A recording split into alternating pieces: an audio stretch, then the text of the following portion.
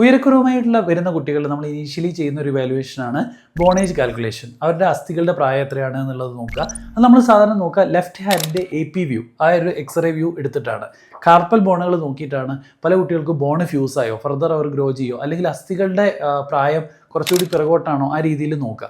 സാധാരണയായിട്ട് നമുക്ക് familial short stature, അതായത് അച്ഛനും അമ്മയ്ക്കും ഉയരം കുറവാണ്, അതുകൊണ്ട് കുട്ടിക്കും പാരമ്പര്യ ഘടകങ്ങൾ കൊണ്ട് ഉയരം കുറവാണ്, ആ രീതിയിലുള്ള കുട്ടികൾക്കും, അതുപോലെ ഇഡിയോപ്പതിക് ഷോർട്ട് സ്റ്റേച്ചർ, അതായത് മറ്റു കാരണങ്ങളൊന്നും ഇല്ലാതെ ഉണ്ടാകുന്ന ഷോർട്ട് സ്റ്റേച്ചറുള്ള കുട്ടികൾക്കൊക്കെ ബോണേജ് കാര്യമായിട്ട് ഡിലേ ഉണ്ടായിരിക്കില്ല. അവർക്ക് ഇത് നോർമൽ ബോണേജ്, അവരുടെ പ്രായത്തിനനുസൃതമായിട്ടുള്ള ബോണേജ് ഉണ്ടായിരിക്കും.